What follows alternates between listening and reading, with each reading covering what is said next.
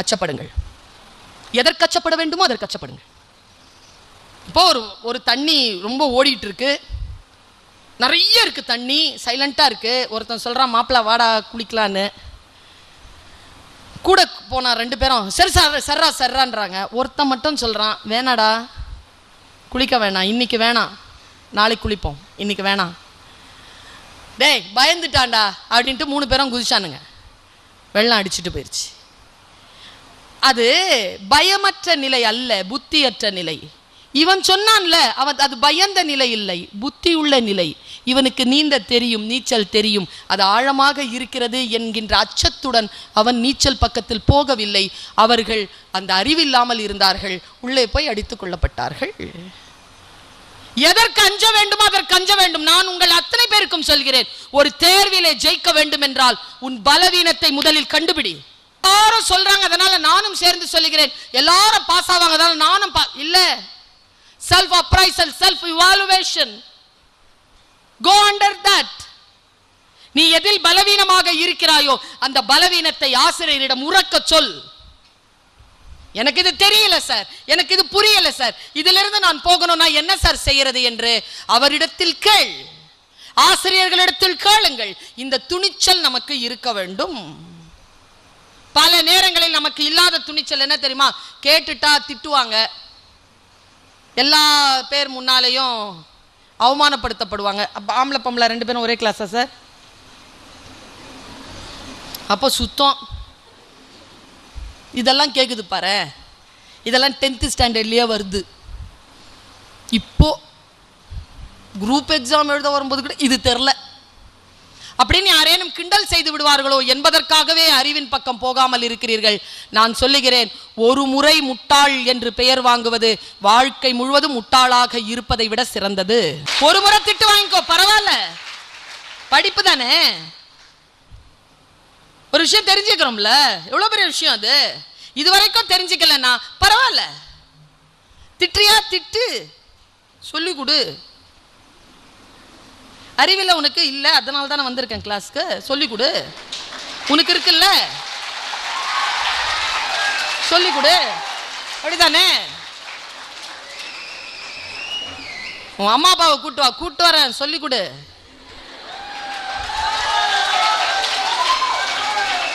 உன்னை எக்ஸாம் எழுதவே விட மாட்டேன், விடாத, சொல்லி கொடு. நீ ஃபெயிலா போறேன், சொல்லி கொடு. சொல்றதுக்கு தான் வந்திருக்கிறேன், கற்றுக்கொள். துணிச்சல் இல்லைன்னா புக்கை வாசிக்கவே முடியாது, புக்கு ஜெயிச்சிடும். திறந்த உடனே சொல்லும், அது படிச்சிருவியா நீ அப்படின்னும், உடனே புக்கை மூடிட்டேன்னா அது ஜெயிக்குது. ஏய் படிக்க தான் வந்திருக்கிறேன், படிச்சு புரிஞ்சுக்கிட்டேன்னு வச்சுக்கோ, புத்தகம் உன்னிடம் தோற்கும். குழந்தைகளை புத்தகத்தை தோற்கடித்து பாருங்கள், அந்த மமதையே வேறு, அந்த போதையே வேறு. புத்தகத்தை தோற்கடிங்க. என்ன கேட்டா, இந்த கிரவுட்ல இருக்கக்கூடிய குழந்தைகளை ஜெயிக்கிற புக்கு இன்னும் இந்த உலகத்துல பிறக்கவே இல்லை, பிறக்கல. பயமுறுத்தவங்க, அது நான் உண்மையா சொல்றேன் பாருங்களேன். இந்த அச்சம் தாங்க, தேவையற்ற ஒரு அச்சம் இருக்குல்ல. ஏதாவது பாரு, எப்படி இவ்வளவுமா? நானா 3 மாசத்துலயா? டெக்னிக்ஸ் இருக்குல்ல, வந்துட்டோம்ல.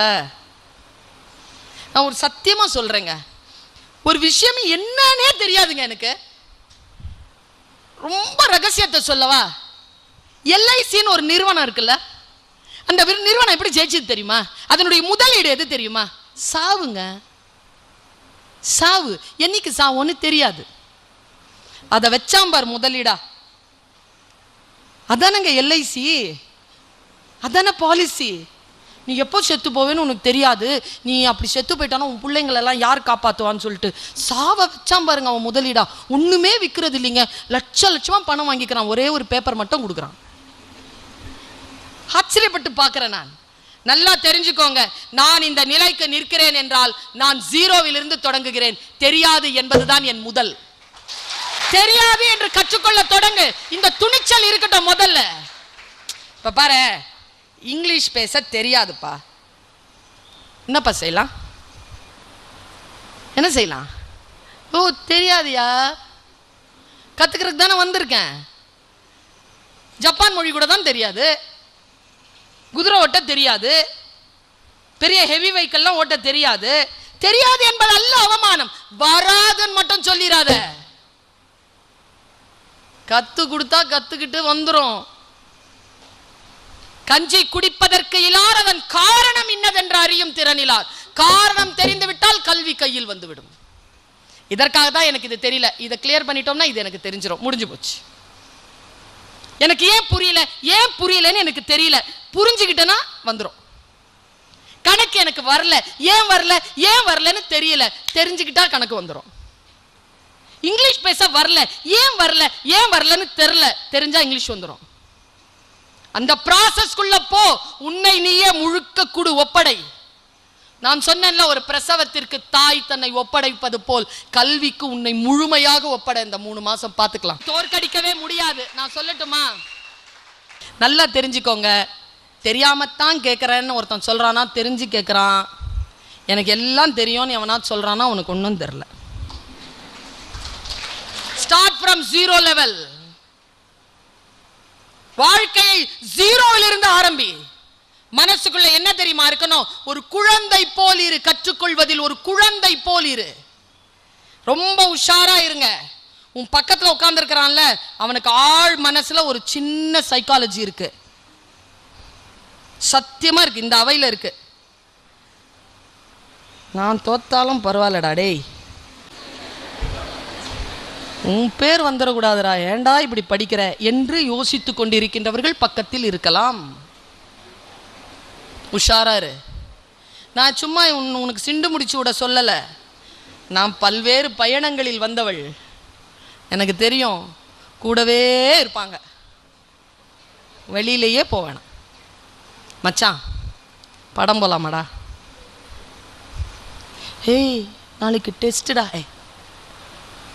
வந்து படிக்கலடா வாடா. சொல்வதற்கு வாய் இருக்கிறது, கேட்பதற்கு காது உன்னிடத்தில் இருந்தால் நீ அங்கே தோற்கிறாயோ, அதுக்கா வந்தோம். இதை சொல்வதற்கு ஒரு துணிச்சல் வேண்டும் என் பிள்ளைகளே. நோ என்று சொல்வதற்கு ஒரு துணிச்சல் வேண்டும். இந்த காலகட்டம் உங்கள் தவக்காலம். இந்த காலகட்டத்தில் பலவீனங்களுக்கு நோ சொல்லி பழகுங்கள். யாரும் கூட கிடையாது.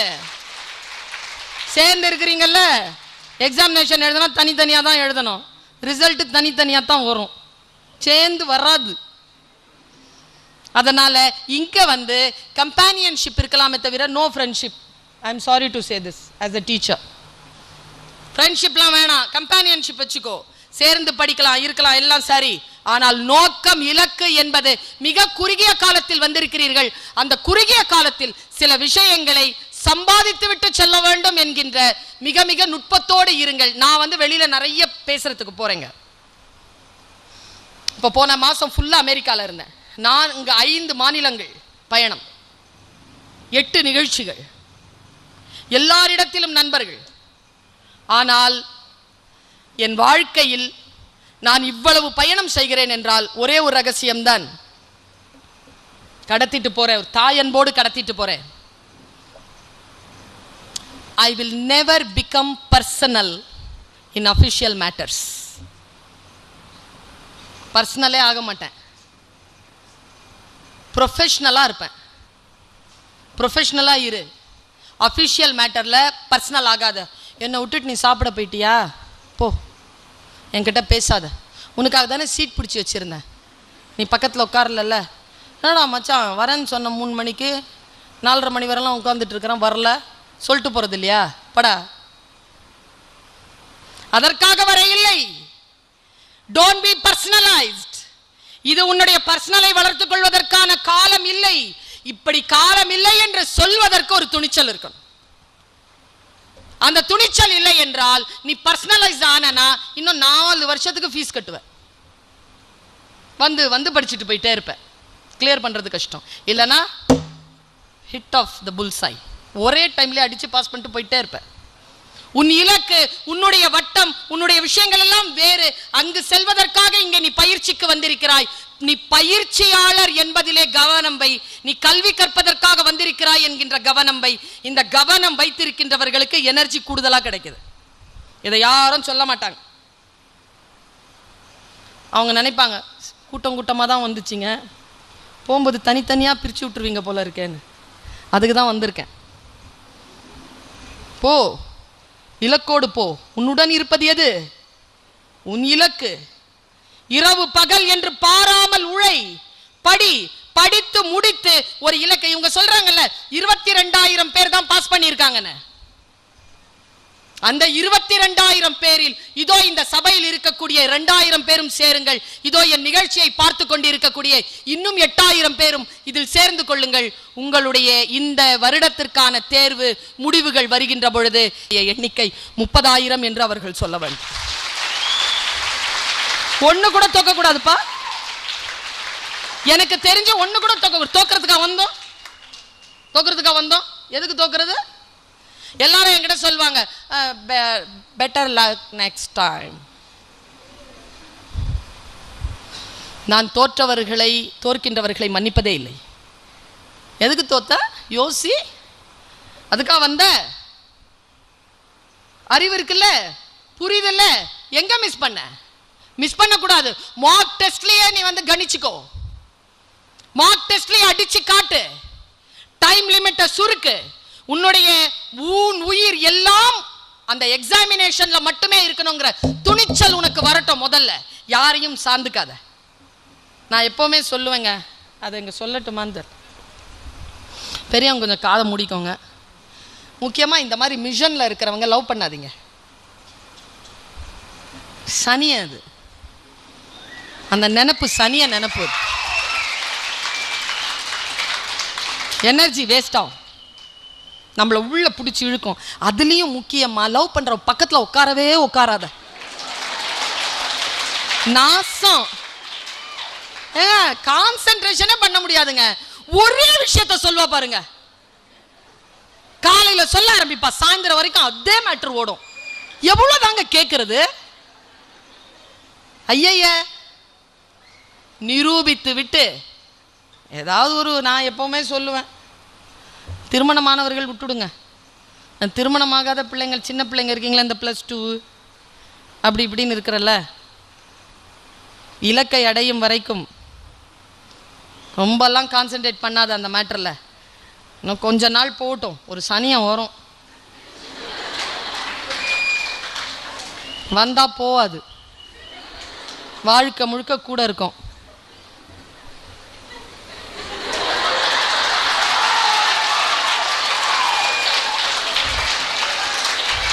அதை தேடி ஏன் இப்பவே அலையிற?